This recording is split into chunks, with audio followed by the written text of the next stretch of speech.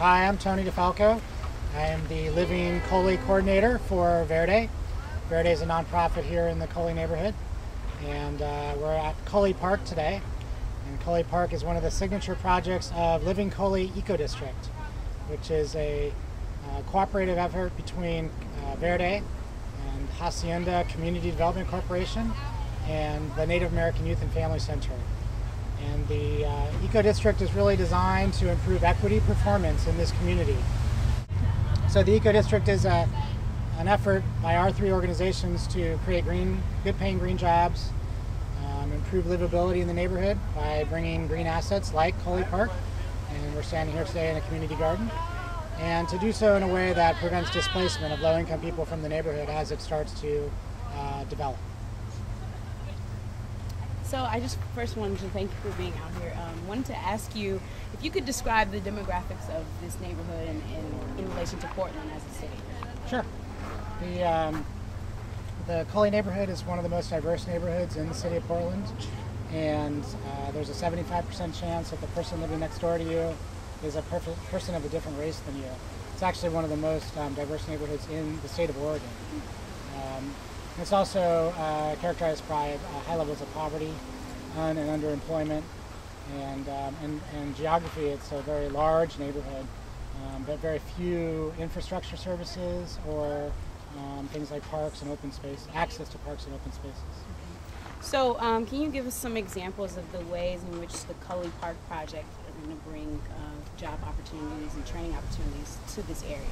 Yeah, I mean, that's really the purpose of building this park is, number one, to create the economic opportunities for low-income people and people of color, and number two, to bring that asset to the neighborhood. So, the park itself is roughly an $18 million asset, and by bringing our workforce training model that we've perfected in our other enterprises, we're able to hire and train people to build some of the parts of the park, and then also to get trained up in some of the scopes of work. The Cully Park project is a good example of how to deliver an environmental asset to a low-income community to create jobs. So we've been very purposeful in making sure that all the aspects of the park development have a high level of community development, for one thing. And then number two is to really make sure we've got the pieces in place for training, for mentoring, and for workforce development of each of the scopes of work going into the park. So there's various things from improving the street to building a soccer field, and all of those take the kinds of prospects we've had in creating jobs for our other enterprises, using that information and expertise for creating jobs for these scopes of work in the park. So how is this project funded? So the project is funded primarily through public and private funds. We've been able to secure about $1.5 million to date. Our phase one for the whole park is about $3 million, and we have about halfway to go. But we're able to really leverage some funds that municipalities can't in some ways by being a nonprofit and by bringing some of these additional benefits to the table of a triple bottom line development. We've been able to get some funding that normally a normal park development wouldn't be able to get.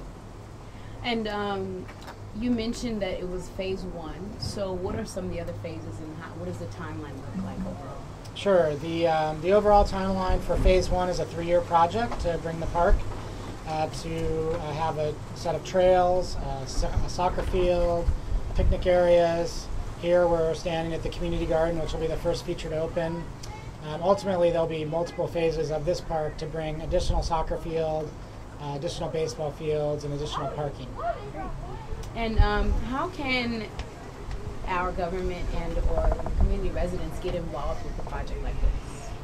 There are multiple avenues to getting involved. We've had youth involved in designing the community garden, for example. A 7th and 8th grade class at a nearby school worked with a landscape architect to design the garden. We've had young women out here at the Oregon Tradeswomen Building Girls program, building this shed that we're standing in here today, as well as some of the other elements of the garden. And we've got 5 design processes going on right now where community members are involved in designing those elements. So we'll be having an iterative process over the next 3 years and community members can get involved all throughout that. Great. If there's anything else you want to talk about.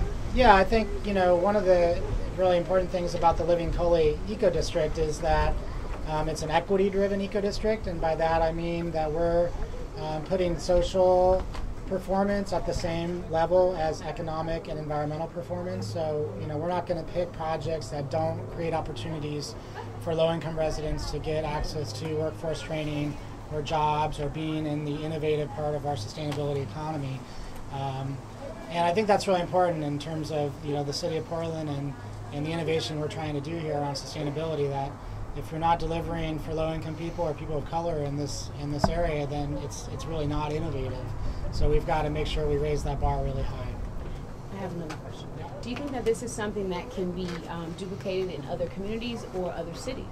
Yeah, we think we're trying really hard to build a replicable model for other neighborhoods that are experiencing the same kind of lack of investment, lack of access to environmental resources that Cully experiences.